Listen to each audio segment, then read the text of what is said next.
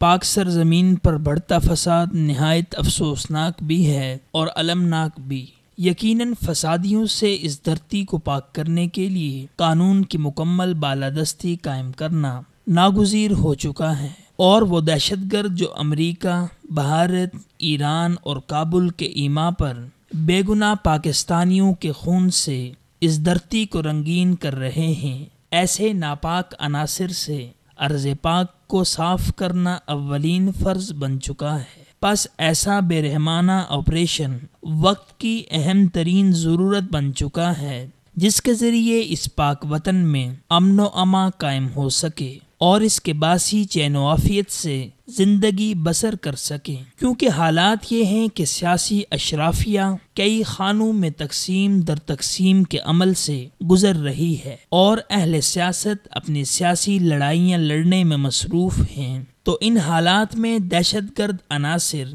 سیاسی اشرافیہ کی اس مصروفیت سے فائدہ اٹھا کر معصوم شہریوں کی جانوں سے کھیل رہے ہیں۔ اگرچہ یہ امر بھی کسی حد تک لائق اطمینان ہے کہ پاک فوج نے آپریشن رد الفساد کا اعلان کر کے اپنی پوری توجہ ملک کے اندر و باہر سے مسلط کی جانے والی بدترین دہشت گردی پر مرکوز کی ہے، لیکن اس کے ساتھ ساتھ یقیناً اب وہ وقت آ پہنچا ہے کہ پاک فوج اور سلامتی کے دیگر ادارے ابو الفساد اور ام الفساد کے بارے میں بھی دو ٹوک اور واضح پالیسی اپنائیں، کیونکہ اگر حقیقت میں دیکھا جائے اور ماضی کے واقعات بھی اس پر شاہد ہیں کہ ایران و بھارت جیسے فتنہ پرست ممالک کے گٹھ جوڑ سے ہی پاکستان میں ہر دور میں بدامنی و افراتفری پھیلی ہے، جبکہ کلبھوشن یادو سے لے کر عزیر بلوچ تک اور مہدی موسوی سے لے کر بابا لاڈلا تک یہی ممالک ایسے عناصر کے سرپرست اور پشت پناہ بنے بیٹھے ہیں۔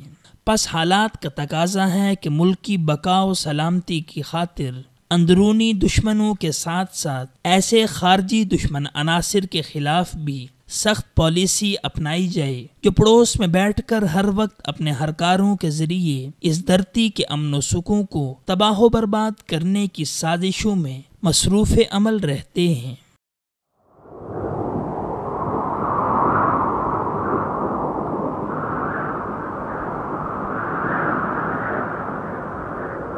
اخوت و محبت کا علم بردار